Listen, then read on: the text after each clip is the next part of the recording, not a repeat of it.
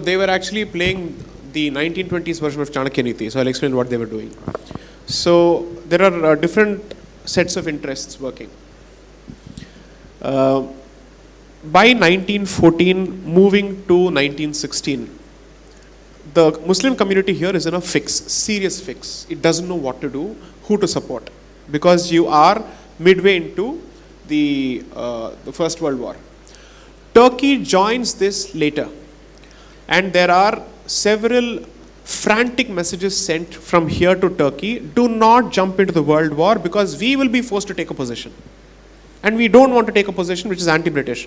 It endangers our interests here and our position in the global ummah. So please don't do it.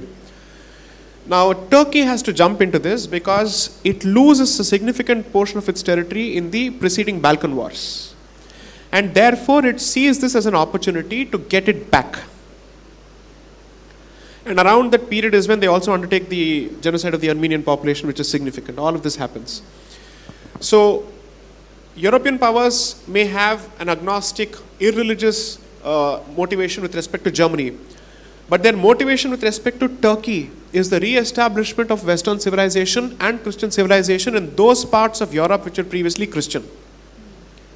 So, it's not as if they had a monolithic approach to every participant in the World War. Depending on who the participant is, the motivations were very different, either territorial or religious or civilizational. Now, by the time it comes to 1916 and Turkey jumps into the war, Indian Muslims are wondering what to do. The British commit a few strategic errors at that point.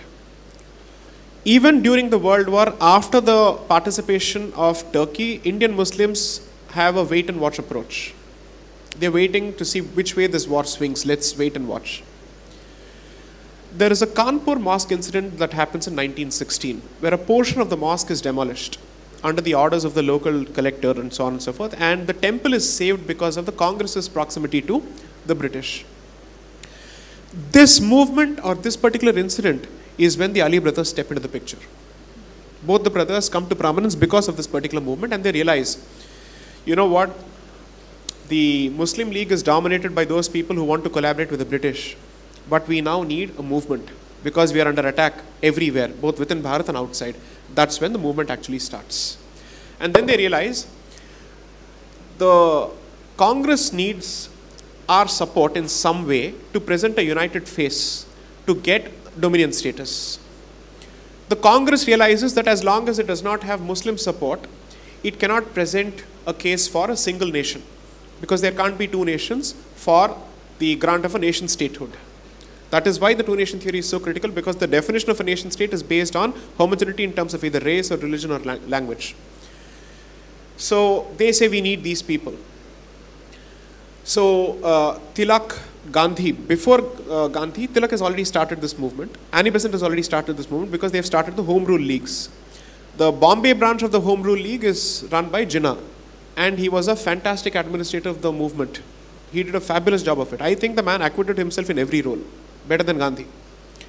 So while this movement happens, they then realize the best way to get the British to take a few steps back from Turkey is to participate with the Congress and present Bharat now as the bargaining chip. And then comes the Lucknow Pact of 1916, which starts this golden phase of Hindu-Muslim unity in this country, which lasts for barely 3-4 years. And this movement dies a natural death by the time the purpose of the Khilafat movement itself is rendered infructuous by Kemal Ataturk, who effectively wins the war for the Turks and also demolishes the Islamic Caliphate, abolishes the concept of an Islamic Caliphate, and the so-called Khalifa has to flee Turkey in a British vessel. That is the final insult to the global ummah, which is delivered by the British with the icing on the cake. Now, by the time you're looking at the closure of the First World War,